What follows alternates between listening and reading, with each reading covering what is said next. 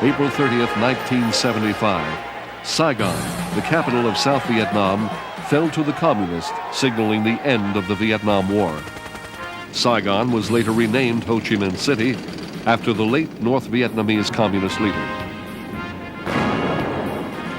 After the French defeat at Dien Bien Phu in 1954, Vietnam was divided in half. Despite a treaty, the North wanted the whole country. In 1965, the first American ground forces were formally committed to the defense of South Vietnam. Within 2 years, hundreds of thousands of U.S. troops were there. In 1968, the North's successful Tet Offensive stunned America. There seemed to be no end in sight. In April of 1972, after the North Vietnamese undertook a major assault, President Nixon ordered the bombing of North Vietnam. Tonight, I can say to you with confidence that because of the progress that has been made, I am confident that we shall succeed in achieving our objective, which is peace with honor and not peace with surrender in Vietnam. In August, the North Vietnamese agreed to a ceasefire proposal.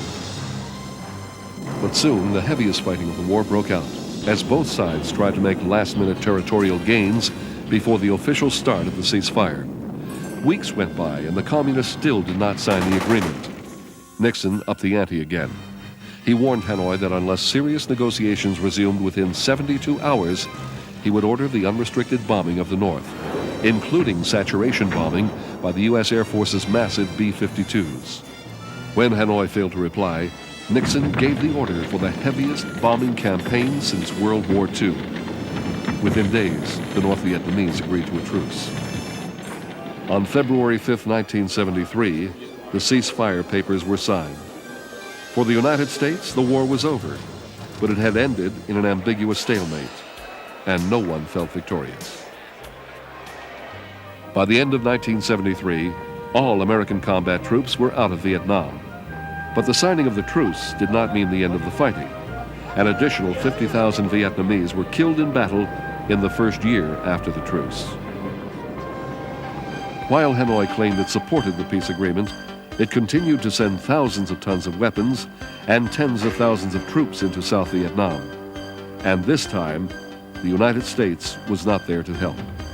On April 30th, Saigon fell to the communists.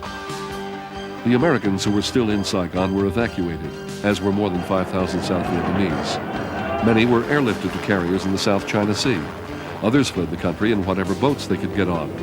About half of South Vietnam's population had become refugees by the end of the year. The communist victory of April 30th, 1975 shook the world and the lives of millions of people.